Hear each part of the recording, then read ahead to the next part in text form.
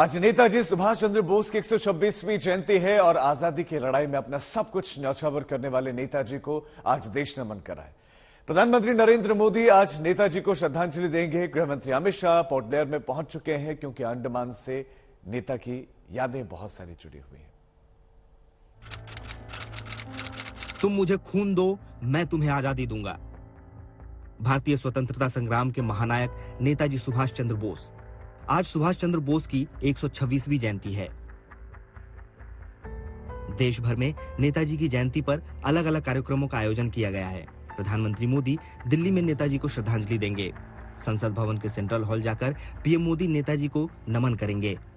साल 2021 में मोदी सरकार ने घोषणा की थी कि नेताजी के जन्मदिन को पराक्रम दिवस के तौर पर मनाया जाएगा। तब से हर साल 23 जनवरी को पराक्रम दिवस मनाया जाता है। नेताजी के जन्मदिन पर पीएम मोदी दिल्ली में रहेंगे। गृहमंत्री अमित शाह पोर्ट ब्लेयर में।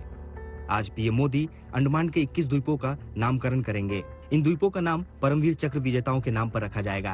पीएम मोदी वीडियो कॉन्फ्रेंसिंग के जरिए कार्यक्रम में शामिल होंगे। 23 जनवरी 1897 में ओडिशा के कटक में सुभाष चंद्र बोस का जन्म हुआ था। नेताजी का परिवार बंगाली हिंदू था। सुभाष चंद्र बोस ने 1920 के सिविल सेवा परीक्षा में चौथा स्थान प्राप्त किया और आईएएस बन गए, लेकिन ये बहुत दिनों तक अंग्रेजों की नौकरी नहीं कर सके। इंग्लैंड से लौटने के बाद रविन्द्रनाथ टैगोर की सलाह पर सुभाष चंद्र बोस महात्मा गांधी के संपर्क में आए। बापू से उनकी पहली मुलाकात जुलाई 1921 में मुंबई में हुई। आजादी की लड़ाई में सुभाष चंद्र बोस 11 बार जेल गए। 1938 में सुभाष चंद्र बोस कांग्रेस के अध्यक्ष बने।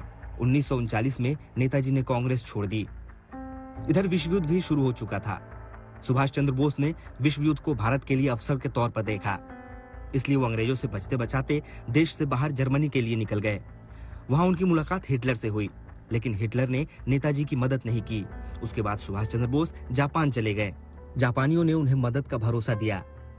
सिंगापुर में रास बिहारी की मदद से नेताजी ने आजाद हिंद फौज की स्थापना की। दूसरे विश्व युद्ध में जापान ने जिन भारतीय सैनिकों को बंधक बनाया था, वो आजाद हिंद फौज में शामिल हो गए। जापानियों के साथ मिलकर आजाद हिंद फौज ने बर्मा के रास्ते हमले का प्लान बनाया, लेकिन वो असफल रहे। दूसरे विश्व युद्ध में जापान की हार के बाद नेताजी की उम्मीदें टूट गई। 18 अगस्त 1945 को वो रूस की मदद के लिए रवाना हुए, लेकिन वो विमान हादसे के शिकार हो गए। इस प्लेन क्रैश में हिंद का नेता नेताजी सुभाष चंद्र बोस शहीद हो गए। आजाद हिंद फौज का कमांडर दुनिया से हमेशा के लिए रुखसत हो गया। नेताजी की आजाद हिंद फौज भले ही असफल रही, लेकिन उस फौज ने भारतीयों को यह एहसास करा दिया कि हमारी अपनी सेना भी हो सकती है, हमारी अपनी सरकार भी हो सकती है। आज तक ब्यूरो रिपोर्ट।